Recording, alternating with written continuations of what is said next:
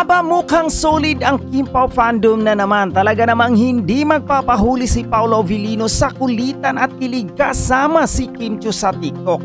Ang saya ng chemistry nila, nakaka-good vibes kasi silang dalawa. Tapos may pa-promote pa ng bagong movie nilang My Love Will Make You Disappear. Hindi lang basta nakaka-entertain, may plug pa. Walang duda na ang funny hearts ng Kim Pao, lalo na ang mga abroad, ay nakakabagting sa kilig. At syempre, si Kim hindi lang basta nagpo-post ng TikTok, may fan caption pa na super nakakatuwa. Tapos si Paolo, game na game sa props at galawan. Talaga namang pinasok na ang TikTok world. Siguradong ang mga funny na naghihintay ng ganitong moments ay sobrang saya ngayon. Kung ganito palang ka-cute at kasaya ang mga collaboration nila, bring it on! Kim and Paolo, fans are definitely loving it. Eto na, nag-viral ito talaga ng for the first time. Ito naman si Paolo ay sumausaw talaga ng buong at wala siya talaga. Again, first time na naman ni Paolo. At hindi siya nakaporma talaga. Correct. Diba? Paolo, niya, oo nga, Paolo todo bigay sa gusto ni Kim. Sumabak na rin sa TikTok. Papasama naman yung ganyan. Tignan lang natin habang nagchichikan tayo. Oh, di ba si Paolo? Oh. Wala rin expression, di ba? Pero ngumingiti-ngiti naman. Oh, very good. Tinanggal ko yung audio yan kasi yung tag price Yes. Tag price yan doon sa tag price. Yung kanta ni Jessie J. Gwapo ni Paolo, ano? Ganda ni Kim,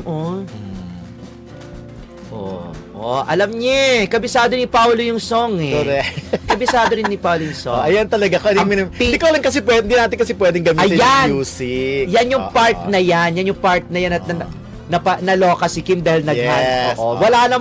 Wala naman yun sa kanta. Walang ganon. Wala talaga sa kanta na love. Meron ba? Tapos nagano si Paolo. Nag-bling-bling. Okay. Ayun. Talaga. Hindi ako talagang bumibigay na lang talaga si Paolo sa lahat ng gusto ni Kim. Oo. Lahat ng request ni Kim pinagbibigyan na ni Paolo. Wala siya talagang magawa. Wala siyang puso ang kalaban niya pag ganun Di ba? Puso ang kalaban mo pag Ayun yung may heart. Oo. Ay, may dollars. Yeah. Ay, tinapon! Sana dito na lang.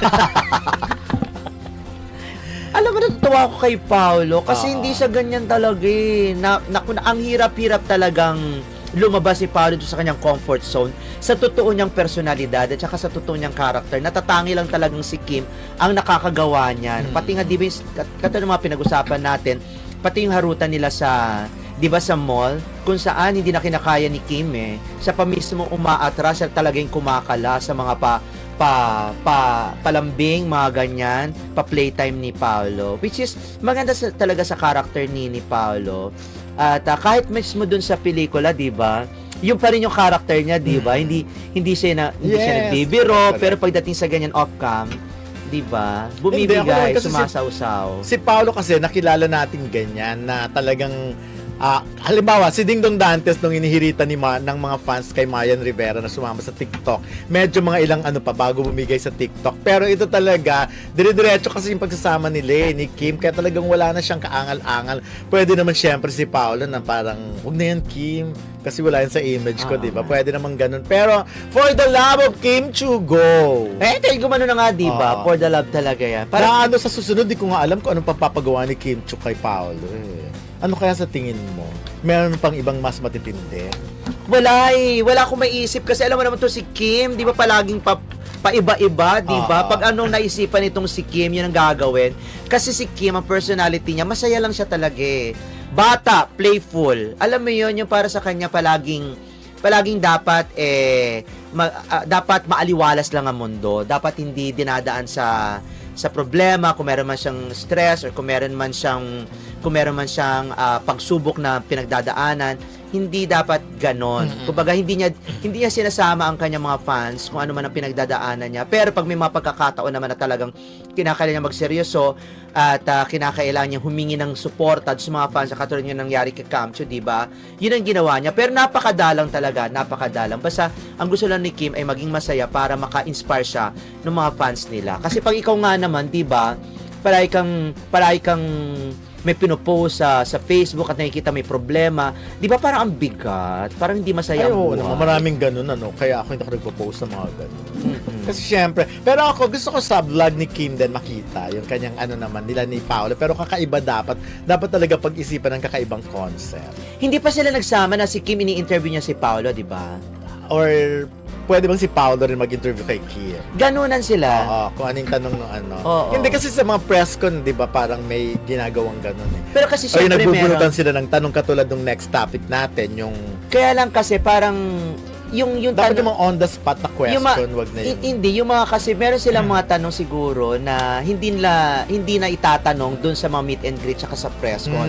Kasi basically yon pampelikula do may mga pumipilit sa kanila. Mas maganda siguro si Kim ang magtanong tungkol kung ano yung gusto niyang itanong kay Paolo at si Paolo kung anong gusto niyang itanong kay Kim. Kasi magkakabukingan talaga. Doon sa mga sagot nila, siguradong may lalabas at lalabas diyang katotohanan. Ako Na hindi siguro, na may iwasan. Isang bagay din man gusto ko, yung parang feeling ko hindi naman sila matcha-challenge, yung Jowa Challenge talaga. Jowa Challenge for 24 hours. So, yun talagang lahat na lang, sa bagay ginagawa na naman. Ginagawa na. Oo, hindi sila matcha-challenge, pero malay mo, meron pa silang ibang gawin pag Pwede rin. Ayun. Eto ngayon pinag-usapan natin, yung Paolo kay Kim, ngayon pa lang ako naka-experience ng pagmamahal. Charot-charot to ito.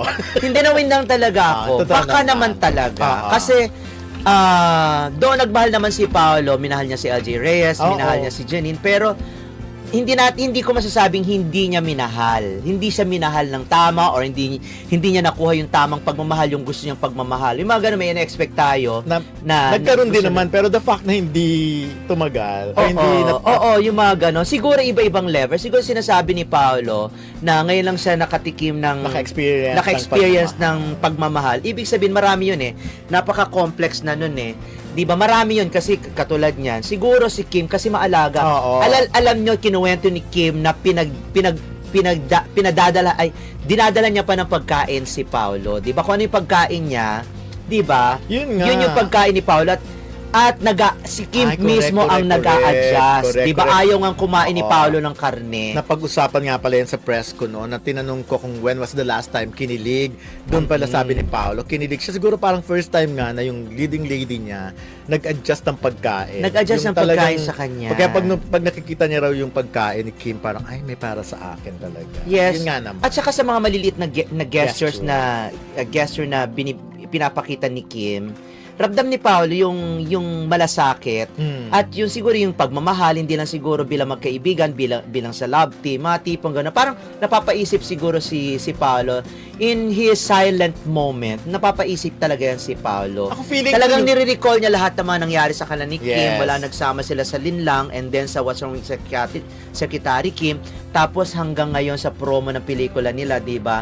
I'm sure may realization dyan si Paolo. Kaya nasabi niya na ngayon lang siya nakaranas ng pagmamahal. Kasi maasikaso rin naman si Kim. At saka feeling ko yung pagmamahal na sinasabi niya parang synonymous to happiness. Yung kaligayahan. Kasi parang ito yung era ni Paolo na parang wala siyang ginawa kundi maging masaya. Correct. Yung lagi lang siyang nakikita natin nakasmile. Hindi man umahalakak ng sobra-sobra. Pero yung enough. Kasi siguro yung itsura ni Pao, glowing, no? Kasi ang saya-saya niya eh. Nahihilangan ni Kim Nahihilangan ni Kim si Paolo sa mga bagay na hindi kayang gawin ni Paolo na parang pwede naman pala. Katulad yan, mapagbiro, maging playful, di ba? Yes. Sumama sa mga kalokahan ni Kim na dati-dati na doon nakakahon lang talaga si Paolo Hindi niya mailabas yun eh. Oo, ngayon kasi yung lang. mga partner niya hindi ganun eh. Yung parang yung mga partner niya nung parang nag-a-adjust lang sa kanya kung ano ba. Pero si Kim talaga, kasi ngayon talaga pinapakita talaga ni Kim kung ano siya, kung sino siya. Walang choice si Paolo kundi parang no boring moments Yes. pagdating kay Kim. Kumbaga, mas maganda yun eh, seryoso ka tapos ang tawag dito yung iba yung character ng kasama mo na medyo masaya, ano ba Yeah, tawag opposite doon? attract Luka-luka, dapat, ganon, oo. playful, ganon. kasi nga doon pa lang sa black screening, pumapasok pa lang si Kim, kumakanta na eh. Hindi pa namin nakikita siya, pero boses niya narinig na namin. Alam mo, konti na lang, kumartwheel talaga siya. Paikot-ikot hanggang doon sa sinehan para lang mabigay yung kaligayahan ng mga nagmamahal sa kanya. Paano ba naman, mabungaran mo naman na pagkarami-rami, puno Oo, yung super. yung sinihan doon sa mga fans mo, di ba? Doon pa lang, aakyat na talaga yung energy, magiging masaya ka na. Pero yung kay Paolo, kasi sinasabi niya kasi yung pagmamahal, ngayon lang siguro, tama, ngayon lang siya nakaranas ng iba't ibang klaseng pagmamahal. Katulad sinabi mo, kaligayahan. Kasi hindi lang yun dahil sa pagkain, hindi lang yun sa ano. Pati yung smile niya, lagi siya nakangiti eh. Walang picture si Paolo na nakikita tayo ngayon na parang medyo bland or medyo nakasimangot. Laging may ngiti sa face niya. At saka ang nakikita lang natin, yung mga napopost sa Facebook, sa mga social media. Hindi natin nakikita kung ano man yung off-camera nila na ano pa ang ginagawa ni Kim kung bakit napamahal si Paolo sa kanya. Yung pagmamahal siguro nandoon lahat na nandoon na yun eh. Ayoko magdilulo na yung pagmamahal na yun ay dahil may relasyon na sila o may unawaan na sila, iiwan ko muna yun sa kanila. Pero yung complex na pagmamahal, nandoon na po lahat-lahat na yun. Nakasangkap na yun ng bonggang-bongga. Ako naman, nakita ko yung maliliit lang na portion ng off-cam ni Kim at ni Paolo sa press con. Yung hindi pa sila tinatawag. Kasi, nasa likod kasi ako nung pumuesto ako. So, naka-close pa yung pintuan. Pero masisilip mo sa glass doon. Doon pa lang nakikita mo kung paano mag-entertain si Kim kay Paolo. Kaya nung bumukas yung pinto, ready na si Paolo eh. Yung nakikipaglaro na rin. Kumbaga, nahilot na ni Paolo. Yes, ni Kim si Paolo. Napawarm up. Meron ng stretching agad-agad sa ganon. Oo nga. Sobrang saya ng balitang ito. Talaga namang hindi matatawaran ang chemistry ng Kim Pao. Nakakatuwa at nakakikilig makita silang magkasama sa TikTok. Lalo na't hindi naman madalas mag-post si Paolo, pero mukhang napasaya siya ni Kim sa kanyang kulit at energy. Kaya game na game siyang sumama sa mga fan moment na ito. Sobrang refreshing at kitang-kita na nag-i-enjoy silang dalawa. Ang saya din ng kasabay ng TikTok video ay ang promo ng kanilang bagong movie na My Love Will Make You Disappear. Ibang level talaga ang pag-promote nila sa movie. Habang masaya ang fans sa kanilang adorable and playful side, para sa mga fans isang malaking treat to kasi bukod sa kilig, nararamdaman nila ang closeness nila sa real life, hindi lang sa pelikula. Plus, ang komento ng mga fans, Paolo really understood the assignment at nakangiti hanggang matapos ang video. Talagang nagpapakita kung paano nila tinatangkilik ang view na ito. Talaga namang mood booster sila, kaya no wonder ang mga fans, lalo na ang mga OFWs, ay tuwang-tuwa. Sigurado maraming maghihintay pa sa mga susunod nilang collaboration, whether it's TikTok or movie project. Kasi hindi lang kilig, kundi good vibes na rin ang hatid nila sa mga tao. Super at cute talaga ang TikTok collaboration nila ni Kim Chiu at Paolo Abilino.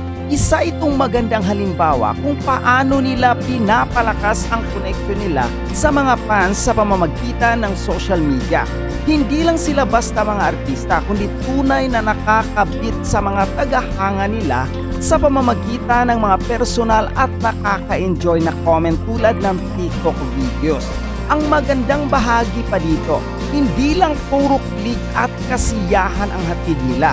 Sa pamamagitan ng video na ito, na-i-promote din ang kanilang bagong pelikulang My Love Will Make You Disappear. Magandang move ito dahil nagiging organic ang promotion.